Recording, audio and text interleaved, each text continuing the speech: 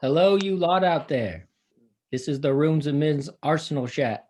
I'm ROONS, And Miz, and we come to you every Friday to talk about all things Arsenal. Miz, how's it going today, mate? I'm doing well. How are you, my friend?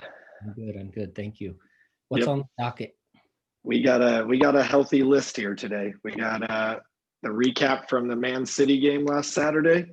Um, we're going to talk about Ozil because he can't seem to get his name out of the news. Hopefully, this is the last time we have to talk about him. I don't think it is, but, Yeah. but yeah, agreed. I wish it would go away. Rapid Vienna yesterday, good win in the Europa League to start off the group. And we play Leicester City on Sunday at the Emirates. I think the game's 11:15 Pacific time. Yeah, I think it's the third game. It's the last game. Yeah, it's like Game? seven. The last game of the day. It's 7:15 there. Um, so, yep, we'll run through it. Let's get going. City last Saturday. Yeah, I obviously it was a disappointing result. And I mean, there's positives to take from it because usually we expect to lose, and it's just a matter of how much. And we hope it's not an 8-2 or a 6-0 or something where it really just drags the whole team and the whole vibe down. So Against a team that can score goals. Yeah, against a team that if you come out and you're not prepared, they will destroy you and they won't have any mercy about it. Mm-hmm. Totally. Yeah, I mean 1-0. 1-0 is, it's not ideal, but to have a couple losses in the first 5 games. But I feel like the whole league is looking a little like that. It's all over the place. What's going on? I'd almost rather take that loss on Saturday and move into this tougher period against the teams that we have coming down the line and get some wins in that realm. We got Leicester, we got United coming up. I'd almost rather beat those teams and lose to City because City is always going to be a tough contender in the league. So disappointing. I think both teams played really timid the whole time. They both gave each other a lot of respect. Never really found a good rhythm. Yeah, it was a tough game to watch, really, because It was. it Yeah. wasn't like we were playing horribly or we were doing things like, what are you doing? Or we're out of position. We almost, like you said, stuck to the position too much where everyone's okay, I'm doing my part, so that's all I have to do. But no one wanted no risk taken. No one took a risk. I mean, I don't think Aubameyang had a shot. Like it is like they couldn't find it again. They couldn't find it. Yeah, it was a weird game. Sometimes you get that with the big teams playing each other. You get that result that like nothing really happens in the game, or the other one beats the shit out of the other team. So you can't be mad about 1-0, I guess. I mean, that's a positive, to not concede a bunch of goals. They didn't look like they were just destroying us and we didn't belong on the pitch with them as it had looked in the past, especially with Pep Guardiola and like Pep Guardiola and Wenger, those two teams. It didn't look like we wanted to be there. It looked like we were scared shitless to be there. There wasn't that attitude on the pitch, but there also wasn't the idea that the players believed we have to go take it to them. We're going to beat them. And I think that stemmed from not putting Party in. That kind of already set the tone. Once again, Xhaka starts, but Party doesn't. Or Xhaka starts, but some other player who you really want to see out there doesn't. Why? And you got to, and it's frustrating because he started yesterday. He's good. Like he found some rhythm in the game yesterday. Sure. And the dude is solid on the ball, solid off the ball. He's box to box like we thought he was going to be. I mean, he made a tackle in our own 18 yesterday that you're like, well, that's what we've been missing, right? Yeah. And then turns and plays quickly up the field. So I just wish we would have done it against City. He's definitely. I imagine he's starting on Sunday. Has to, right? Has to. You got to give it to him because what else does he need to prove? He went on and showed that he moves at a different level than everyone else, where he doesn't even have to be faster, but because of the way he moves and the wavelength that he's on, he moves the game along on a pace that Ceballos can't reach, even if he's trying as hard as he can. Ceballos is running as fast as he can, pushing that rock up the hill, and Partey's just floating on a different sphere altogether, which that's his move. wonderful to see. I dig his movement. I think he did all right when he came on against City. He had some touches. He looked solid in there. I wish he would have come on. Yeah, why is he on earlier? Fucking go for it. Like you got like a big game, put him on. I mean, what a boost that would have been, I feel like, to start him in the game. I think Arteta misdialed that one a little bit. Played a little like cautious. Knew Europa was coming up, knew Leicester. Doesn't want him to get hurt, doesn't want whatever. You know, you don't want to shoot his confidence. I feel like they should have just gone after it. I mean, this league this year, I'd say that anybody can win the Premier League this year. It's up for grabs. Yeah, there's no one who looks like a clear favorite at all. Van Dijk is out. That is going to hurt Liverpool huge. I mean, they were already struggling. I mean, we had a good game against them. I think they're beatable. I think they're not going to be able to string what they strung together last year, and without their top defender. Yeah, with Van Dijk. Van Dijk on the field. That says something right there. It's like they are not that team with the aura that they had last season. Yep. So I would have liked to see a little bit more last week, just from how they played. I feel like we're and Arteta said this, and I feel like they're showing this, is they're not attacking as prevalently as they have before. They're kind of going back to the basics, getting that dialed in on how, who's where, working where. And once they get that, then it should hopefully start being a little more free flowing. You know, we haven't been netting as many goals. I think even against Rapid Vienna, tough game. Like same time, it was another game, West Ham, or or the Liverpool game that we won in the cup, where it's the first half is basically dead. Mm-hmm. There's no fluid movement at all. And this is how it was with City as well. Just that kind of just butting heads, grinding. There's no space. They're not playing terribly. They're compact. They're defending well, which is good. You know, you want them to have those basics, but way less defensive. No creativity. There's just no creativity. Yeah, totally. And it's nice to see that we're making less defensive errors. Like the things that we used to give up, dumb goals that you'd be like, God, what, again, and they finally seem to have sorted out that for the most part. But it's got to get more offensive again.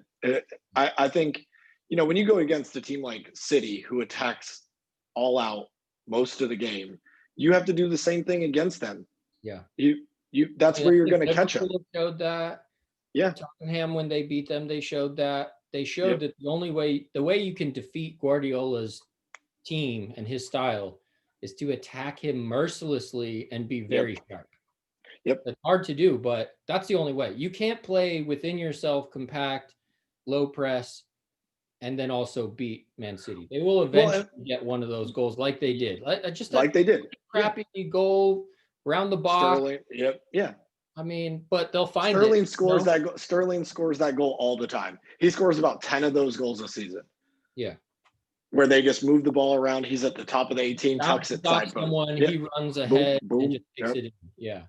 Yeah, and I mean, you're right. They would pick us apart. They eventually were doing that. They started to find the gaps. Even without De Bruyne, they started to find that space, those gaps where they were exposing us. And it just, we looked too defensive and not enough going forward.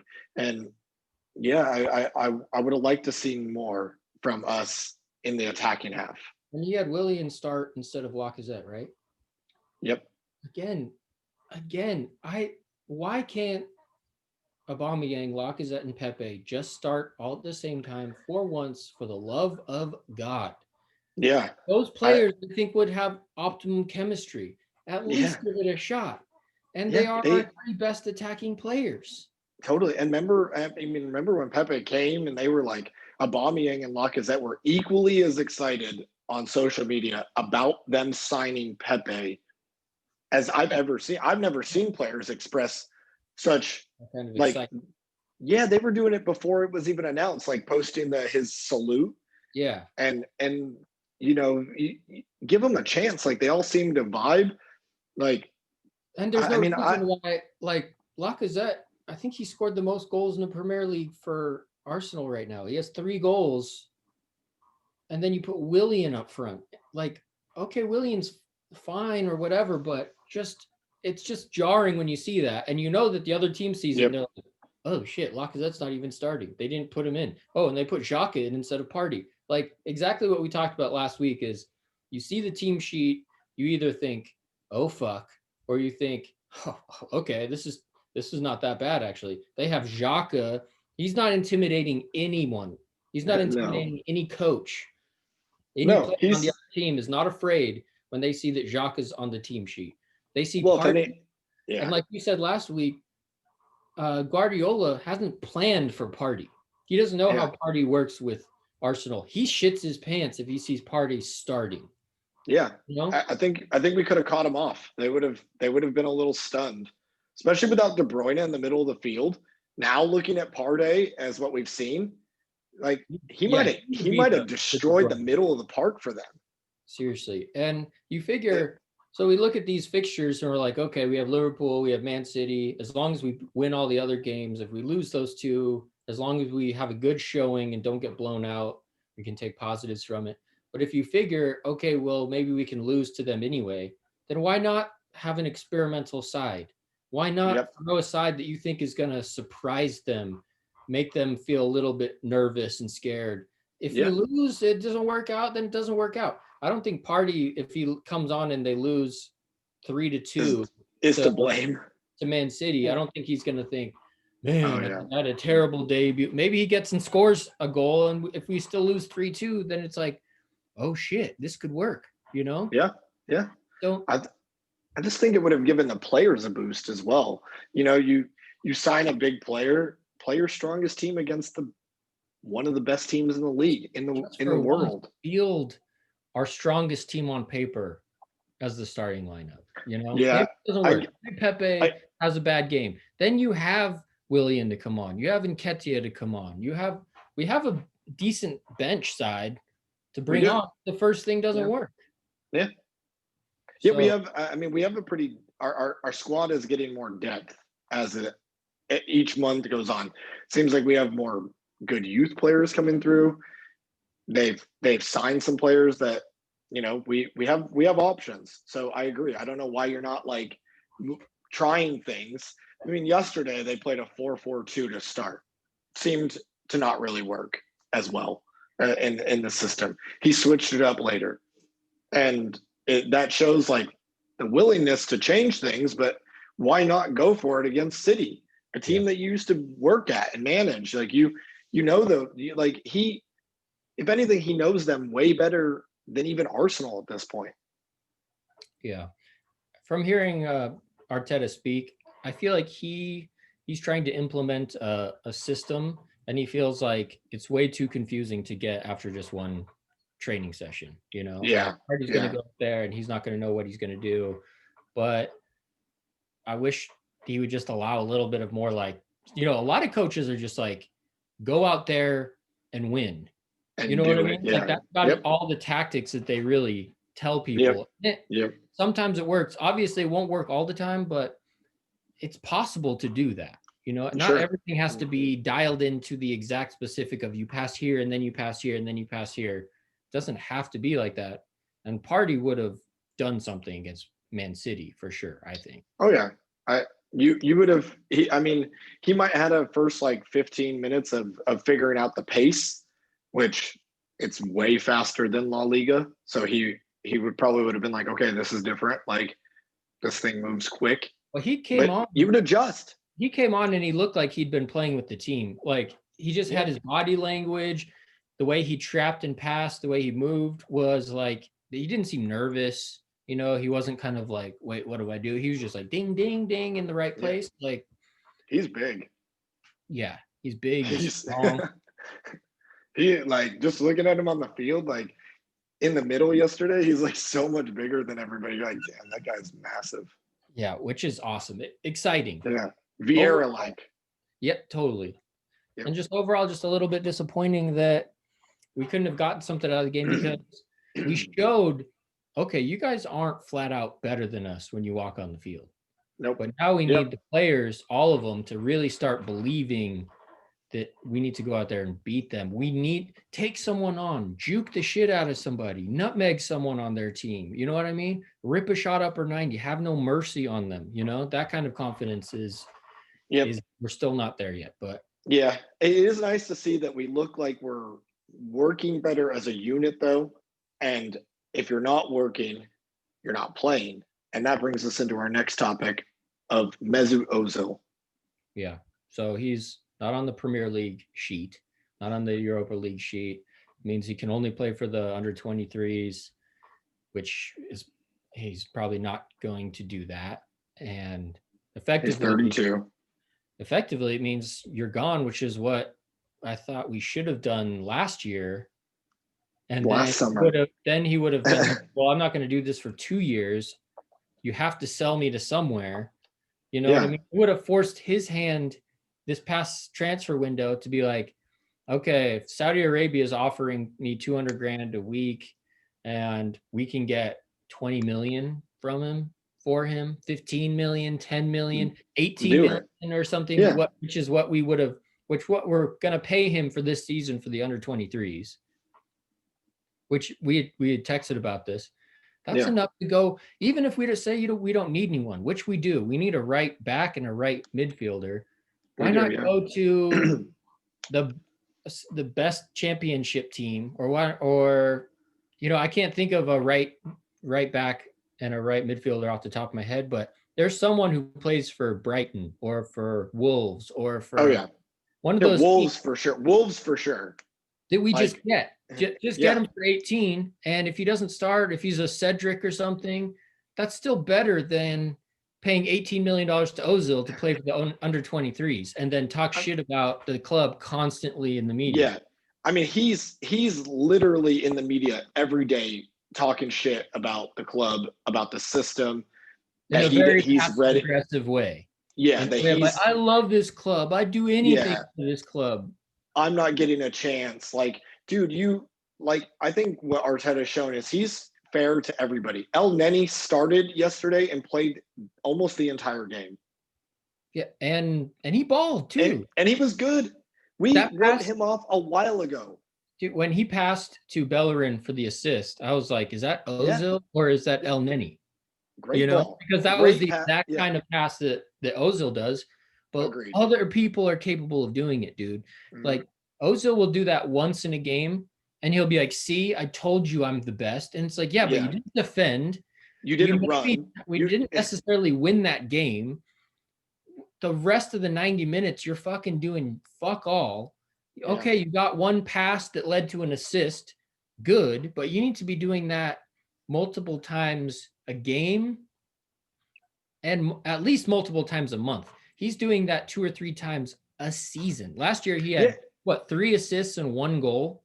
Are you kidding me? I mean, I don't even really remember him playing last year. I mean, he's definitely not playing this year. They said minimum January where he's even able to join the squad because they redo the roster.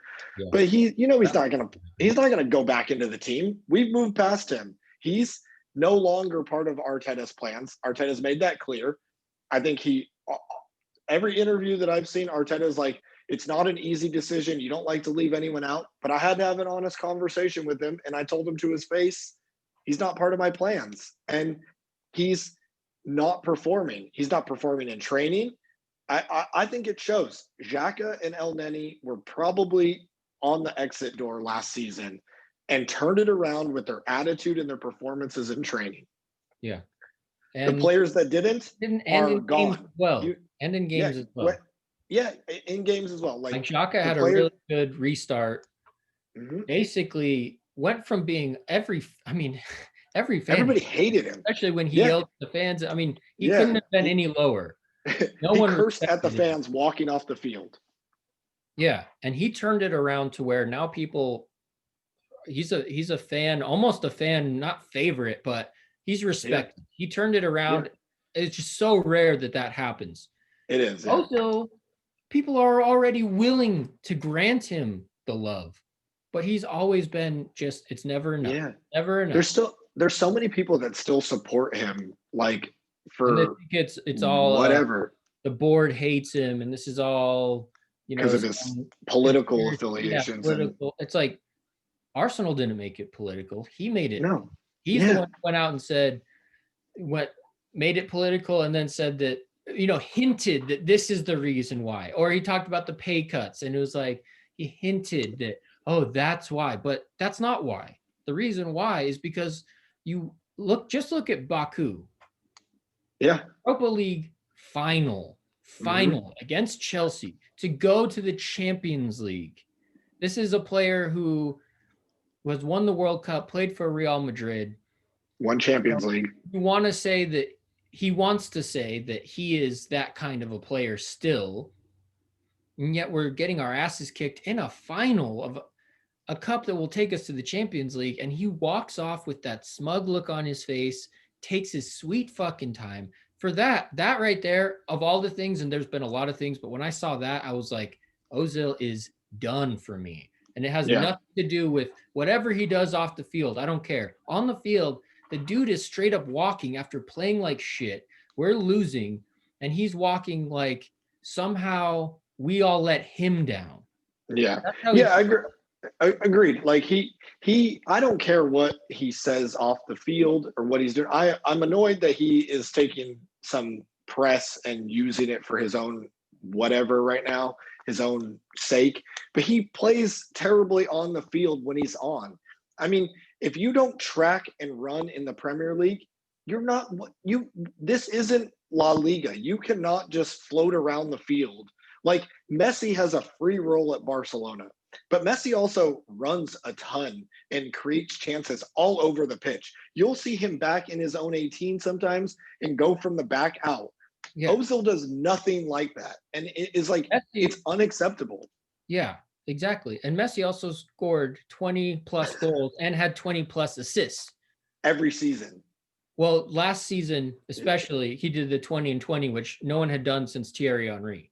Yeah.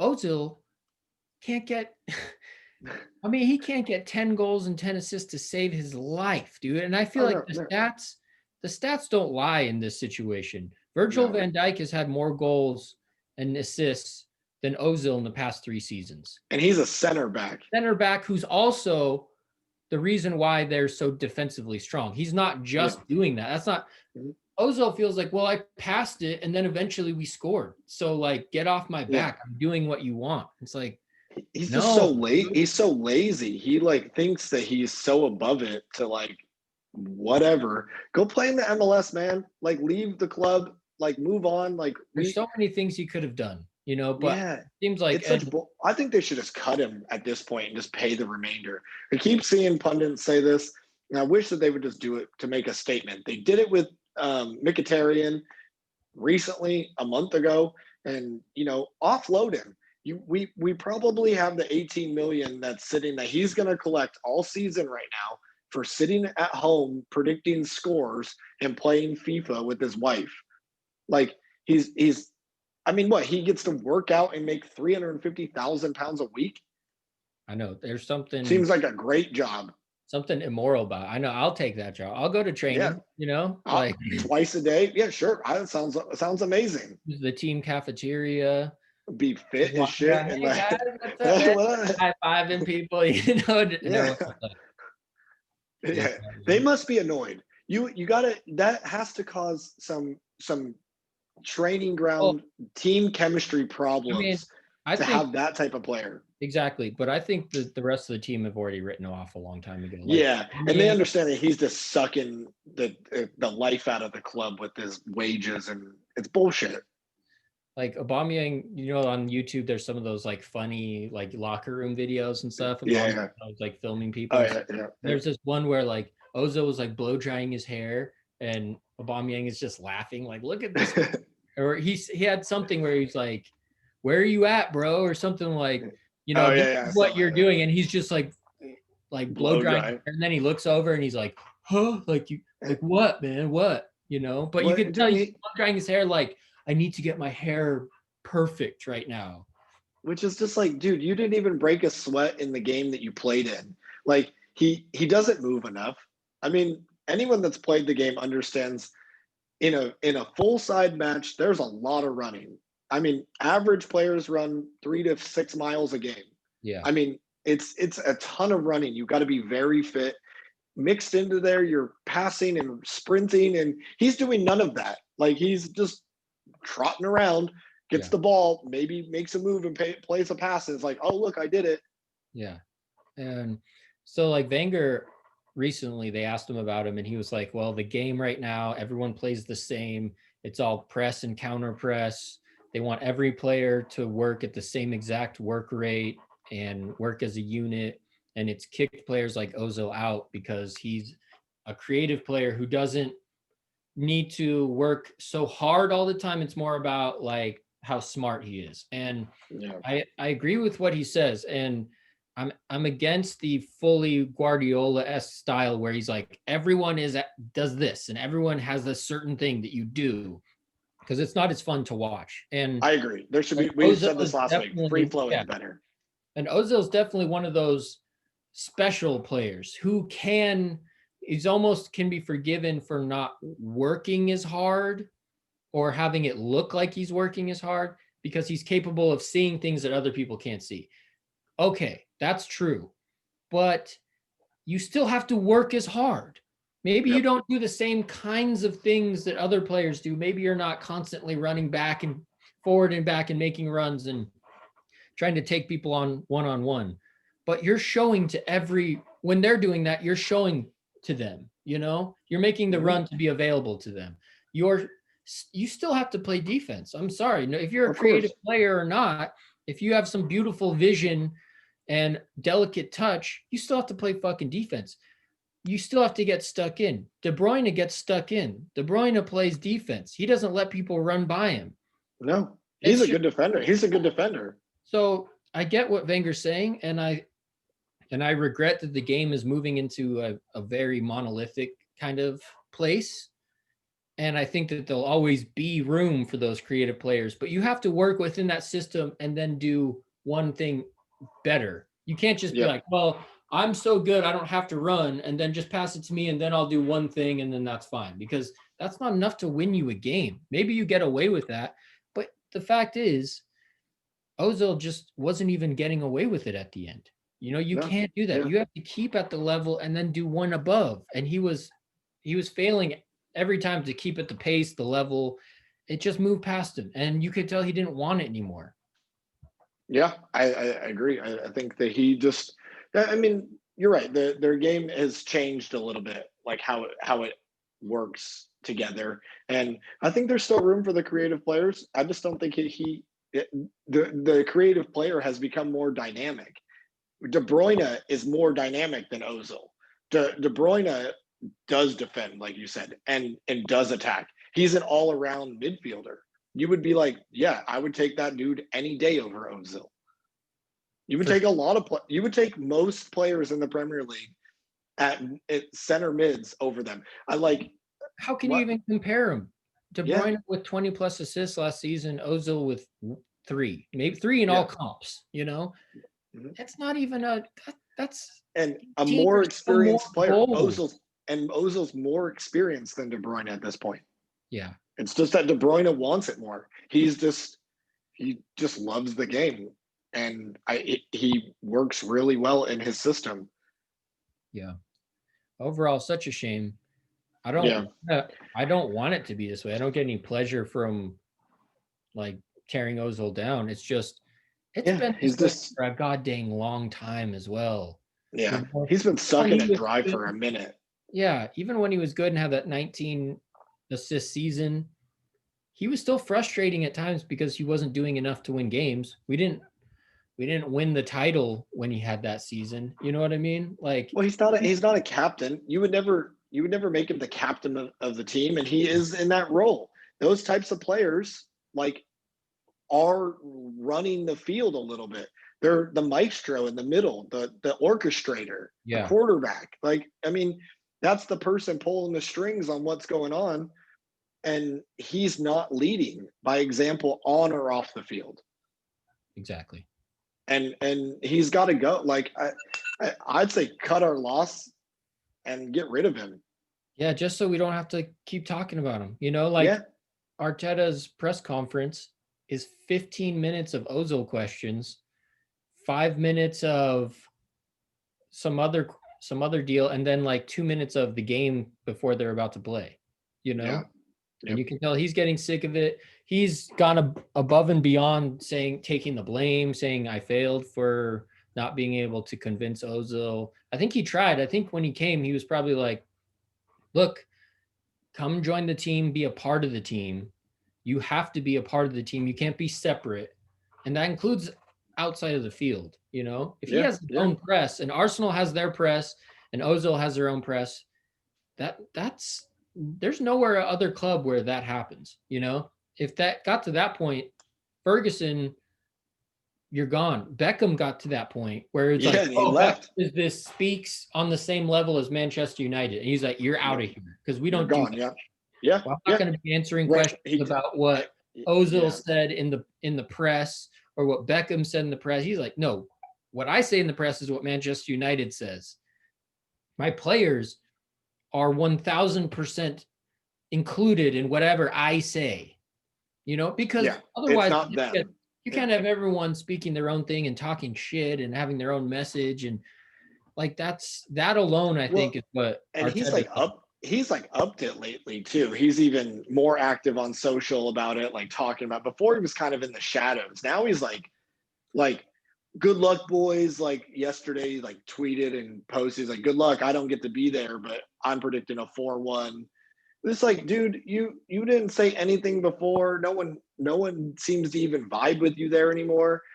Obviously, you're on the fringe. The other players, I'd say one thing about Arsenal that's happened in the last few years, and we can move on after this, but like one thing that's happened in the last few years, if they become a unit, a family, they seem to really like each other, all of them. They all post socially. They seem to all get along. Body language. Never in it. I know. It's totally true. You're right. Yeah. And that family atmosphere was missing for a long time. Yep. And it's 1000% there. That's what's so exciting about this new squad and Arteta.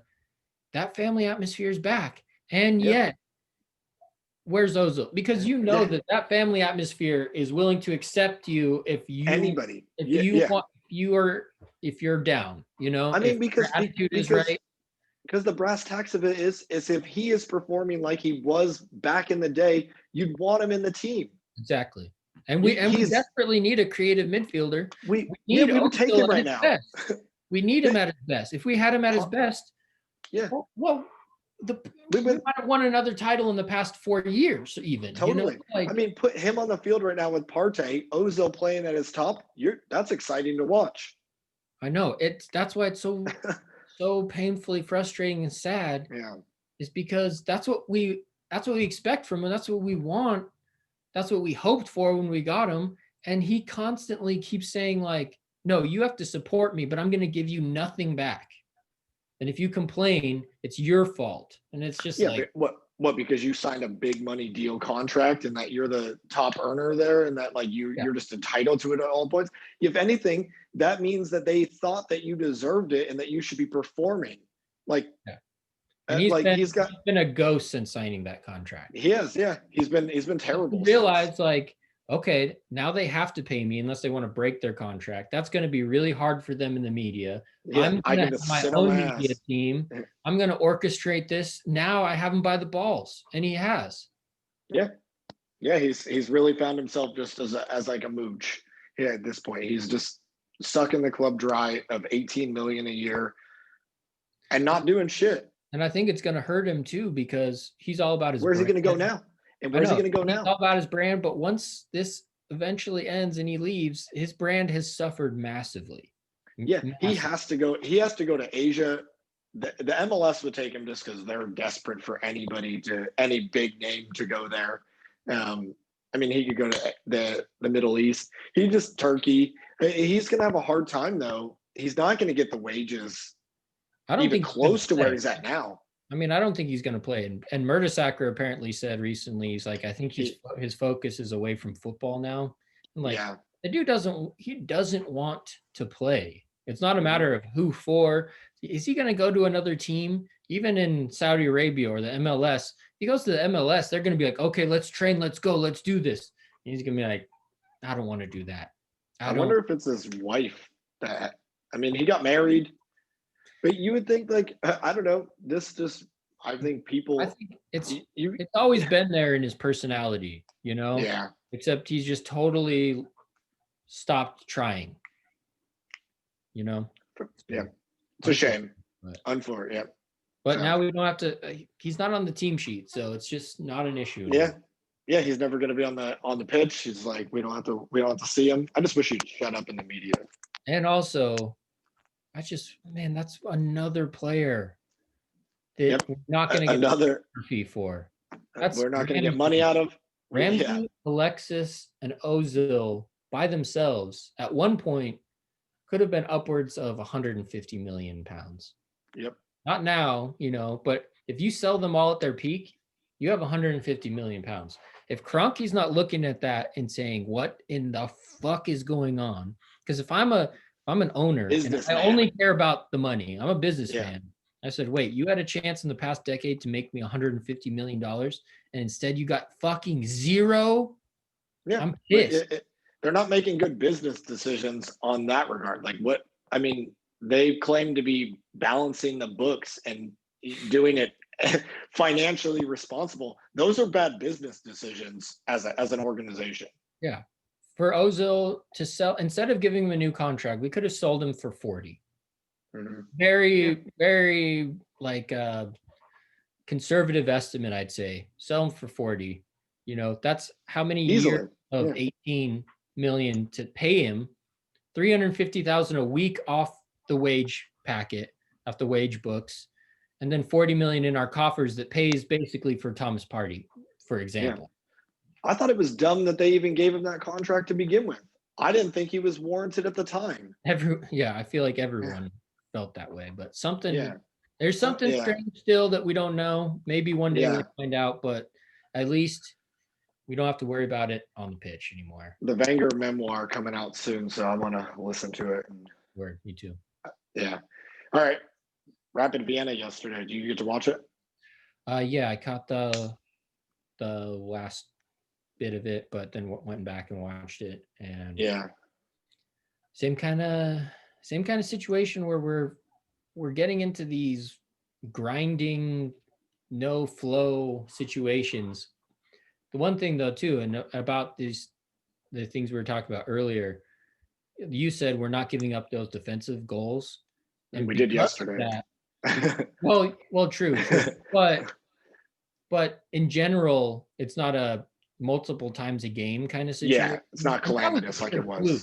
That was a pure fluke, but yeah, they misread that. And Leno, Leno, I think he gets criticism sometimes. I think he's good on the ball. I think he plays well out of the back. I like him as a goalkeeper. I think he's solid. He's only going to get better. And I think he made a misjudgment yesterday. He tried to go this way. He should have just kept going left. He should have just that forward was running at him pretty fast. It's really easy when you're in the back just to be like, whoop, and out of the way. He just needed to just move with the momentum. That dude was going to run right past him, going to be completely out of it. And he misjudged it. It happens. I mean, I call that a fluke, but the goals we give up before were poor defensive errors. Yep. And we're not really doing that anymore. And that's why we win games like yesterday. We win games like West Ham. Because we were able to turn it around because you're right, because we didn't concede 3 goals in the first half, like where we might have in a bad game years ago. Yeah, 2 goals right away in the first 20 minutes, and then we're fighting back, and we ended up making it 2-2 or losing 3-2 or losing 2-1, or we're running that. They made some good changes yesterday. I mean, Bellerin and Aubameyang came on, got an assist and a goal in that sequence. Great ball from El Neni through. I mean, they definitely switched the dynamic towards the end of the game to try to win, and it worked. Yeah. So it's a good start. It's a win. We're not playing right yet. No, they're not firing all the way. Hasn't clicked in, and it's because I feel like there's always some sort of weak spot on the field. You know, there's always one player that's not on the pace, or we haven't found that real solid 11 that is 1000% our best team where it works. And then other players come in to try to keep that level. Well, You know? we got a new player that's in the mix that's going to be in there all the time, and he's dope. Yeah. Like he's good. And even the announcer was saying he's like Partey imposing himself, and that's the reason why this game is changing towards Arsenal's favor. yeah, because and just imagine as he grows with confidence and gets his footing in the team, that dude. I mean, it's exciting to see if that's the path we're going. Yeah. Of who they might add in January, because I think they'll probably do some business that they didn't get done in the summer. And you know he's a good player. He moved well. He seemed I've noticed very few errors. He made some good tackles. Yeah, he just seems like he can defend and attack, and it's not like it has to be this crazy phenomenon. You know what I mean? Yeah. Like traditionally, he seems all business too. Defends and attacks. You know, Yep. in the basic way, the old school way, a midfielder is expected to defend well and attack well. Scoring a goal from the midfield is not unheard of. You know, No, yeah. but also We haven't had it in a while to defend. I know, because we've had these players that are so one-dimensional. Yeah. Even like Xhaka, it's like, okay, he's a holding midfield. Like he gets the ball and he passes it, and hopefully nothing terrible happens. But no, but you're right. Partey is way different. I think the difference of signings, the quality that has been had this year that we got over the line. Willian, Gabriel, Partey, all three seem like business. Like they're into the game. There's no bullshit with them. They're serious players that want to play well. I mean, I think Gabriel, it goes without saying now, the dude's just like in the team and it's like good. He's there. He's the ice is broken. Total worthy signing already. Yeah. Worth every penny, and extremely surprising that he only cost as much as he did. Huge pickup. We have a center back, best center back since Sol Campbell. Yeah. Already, because the center back that we have where we're like, I'm not petrified. And he's young. He's young. Yeah, 22. Yeah. Like he's only going to get better. More imposing, you know, more. Yeah. And yeah. It's exciting to see the types of players that we have coming through. And, you know, even Willian. I mean, Willian had a great first game, got 3 assists in the first game. He's had some teetering performances, like nothing bad, but nothing like super amazing. But I think he just kind of got to find his form in the team. But he's a serious player. Yeah. Partey, serious player coming in. Like they're taking the game seriously. You could see it yesterday. He just goes on and just gets to work. Yeah. And if we keep, like, it's easy to forget that this is really season 1 of the rebuild. Yeah, because he took over mid-season last year and then the pandemic started. Yeah. So it's a wonky time. Window. It's his first window and he had no preseason. So it's still very early stages, but we have a holding midfield or a midfielder, just call him a midfielder, a center back. And those players that we've added to the team that we didn't have before. That's huge. You know, like Liverpool started by getting Van Dijk, and then everything kind of moved from there. Now we're in a position where if we get a fantastic right winger, then all of a sudden it's game over. You know, like we have that base, but it's just we have to be patient, you know. And if they decide to buy an attacking midfielder, you know, right. Things are now the way it is. If next summer all we do is get Awar, that's fine. You know, we're not desperate for 3 or 4 players to come in and really change the squad. Now we can really just focus on a marquee signing and maybe one lesser signing for depth and build on from there. Of course, it's going to take 3 or 4 years. 3 years, I think is what he said. We're on year 1. So I mean, Jurgen Klopp at Liverpool, they won the league last year. Jurgen Klopp's been there 4 years. Yeah. Took him a long time. First It season, takes, yeah, they weren't that good when he first took over. It was like, oh, is this dude the real deal? And these things take time. These things take time to make the system work, players to understand where other players are going to be, how they play. Yeah. You know, we got a lot of Aubameyang's teenagers that we're expecting a lot from. You know, if when Saka's 22 and Reece Nelson is 22 and Willock is 23, you know, Nketiah, yeah, and Nketiah is 23, 24. Martinelli. It's exciting, you know. It's a good team right there. Also, All those players right there. So yeah, we're talking about in 3 or 4 years from now. But yeah, Tierney's still young. We got a young team right now. Definitely. Like, I mean, a lot of upside. We just have to keep this up. That's why, I mean, Arteta against City, did he make some mistakes? Maybe. You know, could he have been riskier? Yes. But I'm definitely of the mindset that, you know, if Leno makes a mistake, it's fine. You know, players make mistakes. Let's move in this same mode that we're in right now. It's not going to be perfect, but talk about players need to get out of here, they're garbage or this or that. It's like, I think we're past that, you know. Yeah, and I think, but you know this. I mean, most everybody has an idea of this. You learn more from the defeats and losses in life in general than you do from consistently always just winning. Like you have to learn to adapt to situations that are thrown at you that make you move along. So, you know, you chalk up a 1-0 loss and be like, you know what, that was close. That was close. That we didn't get hammered. We basically were in the game. Like we can, like Saka, for example, or like who played really well. He played great that game, but you know, he'll be saying, okay, I can do this now. So next time I'm going to go for it. If I see a run, I'm going to make that run. I'm going to have a shot, you know? He like is in the team, in the starting lineup.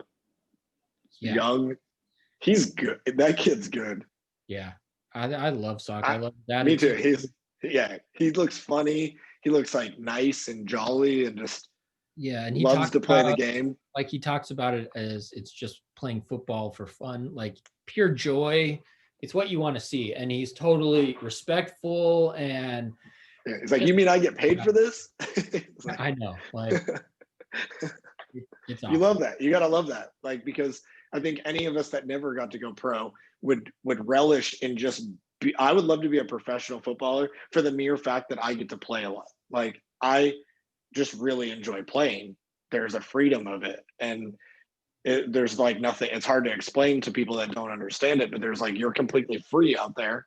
There's no distractions. You have to be focused on that specific task. Yeah. And there's something beautiful about it. And the fact that he can still have and when it vibes, it's fun. Yeah. Yeah. No, definitely one to watch for the future. Yeah, he's good. I mean, and we'll likely see him Sunday. We got Leicester City at home. We're home, yeah. We're home, yeah. Yeah. Yep. Tough game. Yeah. I mean, they're at this point, I don't see any easy games in the Premier League. No, I was looking at the fixture list too, and I was like, fuck, all of these are like the running games. Like the fact that you got Everton and Villa in there now, and they're in like the top 4. And they're balling. Like you wouldn't write, no game in this league now is a walkover. No. I'm worried about every game going into it. Every game is a tough game. We're gonna say this every week. Brighton, dangerous. I mean, Fulham, you wouldn't. I mean, you would even we beat Fulham. You still wouldn't. As they find their form in the league this year, the next time we play them, it's not a guaranteed win. Yeah. It's so up in the air, but it's for the taking, I think. You know, and that's the whole point is, even with this team, even with a really good formation and a good coach, you have to take it. And these players are not quite doing that yet, but hopefully their confidence keeps growing so that they go out there and take it, because you see teams like Chelsea who can be flashy, but they're also giving up goals. You see, they got that 3. They got that 3 on that jersey now, and they've let in 3 goals in almost every game they've played in. Yeah.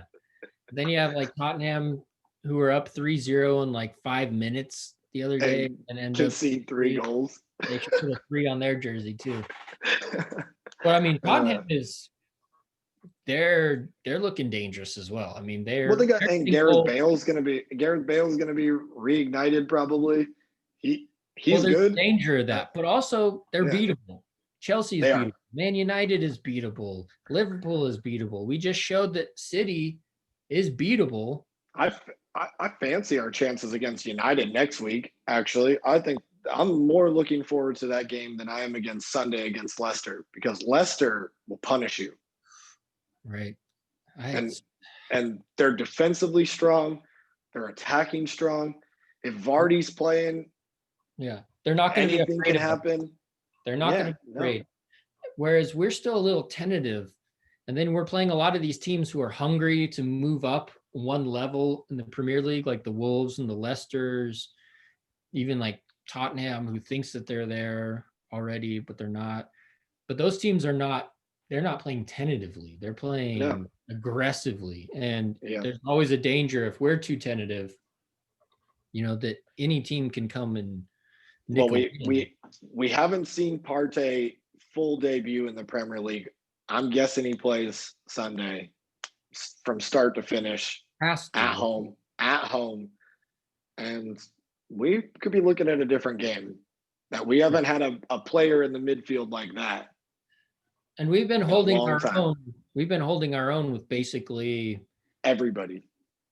yeah, I mean, basically we beat holding Liverpool. center mids and no creative midfielder and no, like basically without a midfield. And we've Yeah, been able to hold our own. sure. Now, when we add the mix of having an actual midfielder, then other teams might be like, oh crap, Yeah, like now we have to also defend as well. And then we have to attack it. It just makes their job a lot harder. And then you have people, we have the potential with Aubameyang and Pepe, even Laka, who's struggling a little bit lately, but capable of it for sure. If they start clicking on, Laka just has those. I think Lacazette just has these up and down kind of flows. Once he starts hitting goals, though, he's going to start scoring goals, but and once he starts hitting goals, it. he gets benched. That's that's why it's Yeah, so frustrating, is because he's up and down just like any striker is. yeah, And yet yeah. when he's really firing, he doesn't start against City. Like, what the fuck, man? And then he's the captain against Rapid Vienna. Like, how do you go from not starting the Premier League to being captain of the second Yeah. squad? Like, Maybe just to strange. give him the boost maybe yesterday, just to be like, hey, I didn't play you last week and it was tactical, but like you are in my plan. I Yeah, yeah, I don't. no, I get it, but I don't see the tactical advantage of playing Willian instead of Lacazette at center forward. Like, Sure, yeah, agreed. if you're gonna play with He the played offender, decent yesterday. He played decent yesterday. I mean, yeah, he he didn't had that score one where he should have passed to Lacazette or passed to Aubameyang, but quicker. Yeah, he couldn't get it out. Like, yeah, just, like you looked and saw him and was like, no, I'm gonna try to fake it, and it didn't really work. But yeah, I mean, you can nitpick which him. is always frustrating when you're on the left, wide open in space over there, and you're like, dude, just give me the ball. Yeah, but I still rate him. I'm not. Yeah, me too. What I thought we should have sold, or I think we can win on Sunday.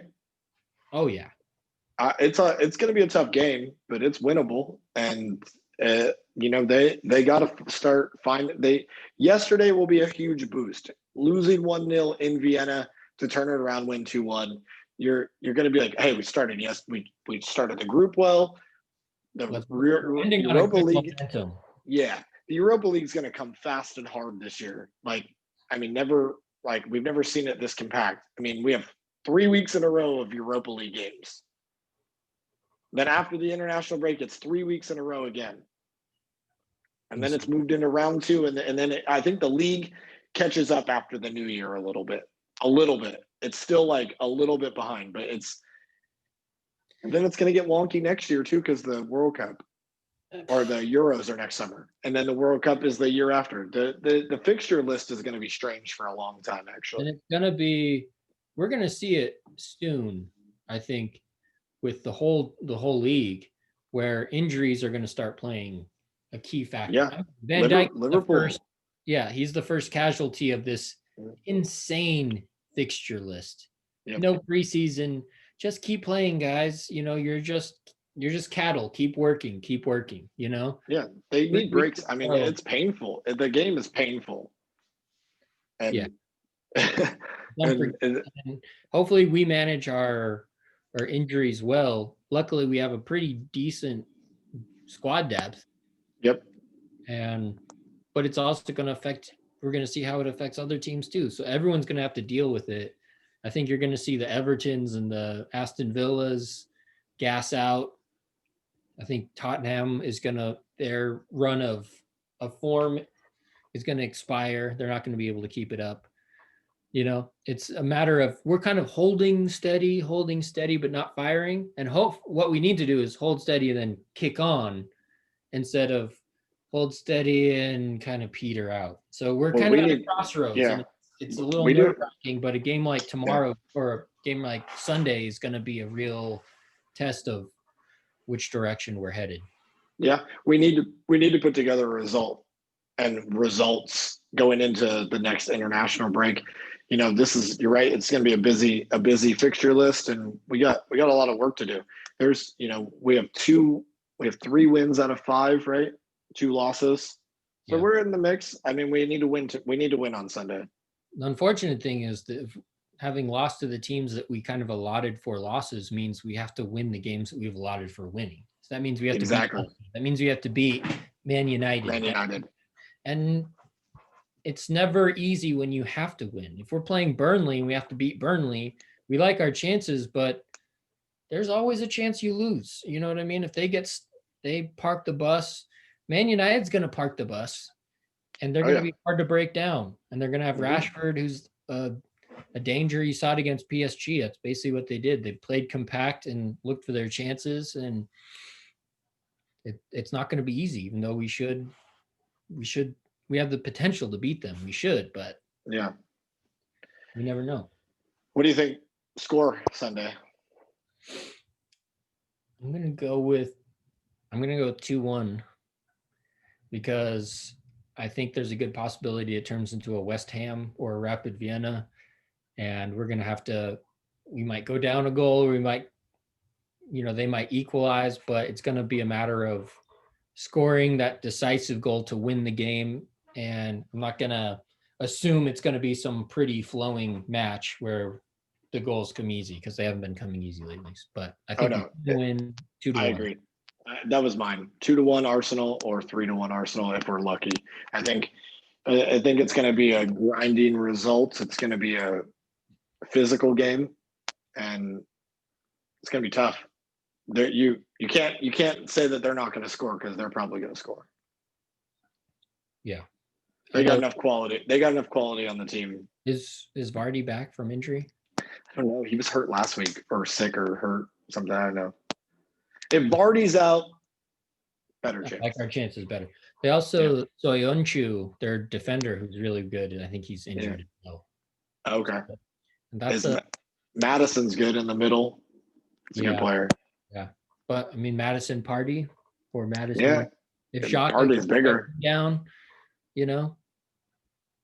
we'll see. We'll see how it works with a full game of Party in the Premier League. Will be. Yeah, it's hard to predict Sundays, I think, because we don't really know what formation they're going to play. We don't really know how they're going to set up. If we had a game yesterday, 3 days later we got another game. I know he made 6 changes from Saturday's match to yesterday's, but he's going to have to rotate a little bit. Like Cedric started yesterday. He's not going to start on Sunday. He started at right midfield, right? Yeah. Who was right back? It was Luis, Gabriel, Kolasinac. They played a 4. Cedric was in the back on the right, because we had Saka, El Neni, Partey. Let me see if I can find the. Yeah, I can't remember who it was. The lineup. Let's see. Cedric was on the right. I thought we started with a 4-4-2. I thought so too. What is it saying? It's saying a 4-3-3. But it's weird. Sometimes when they like do it, I feel like they don't always show it right on TV too, right when the game's about to start. They don't ever put the right formation. Like, I know. the dudes So where they're supposed to like be playing. And they had Willian on the right and Aubameyang in the center, and like I think Pepe on the left or something like that. And I was like, all right, this is pretty good. And then you see the kickoff and Williams in the center. You're like, wait, what the fuck? Yeah. What the hell? Yeah, it's going to be a good one. I'm definitely watching live Sunday. For sure. It's been nice with the fixture list being the way that they are. You get to watch a lot of games. I know the coronavirus is not ideal, but it's made viewing as a fan at home. I mean, for us, it doesn't matter because we're in the States. We don't get to go to the games. It sucks for the fans not being there. But for us, like there's a ton of football on. Yeah, there's games upon games. There's a game on in an hour. Yeah. So yeah. All right, mate. Cool, Until man. next week. Next week we got United and a recap. We'll be talking about Leicester. I'm sure we'll probably talk about we played Mold in Norway. They're coming to the Emirates though, and they're playing. That's Thursday, and then we got. I think it's Sunday again or Monday. I can't remember what the game in United is, but maybe we'll find a guest. Definitely. Should be a good one. All right. All right, man. Talk to you next week. All righty. Peace. Later.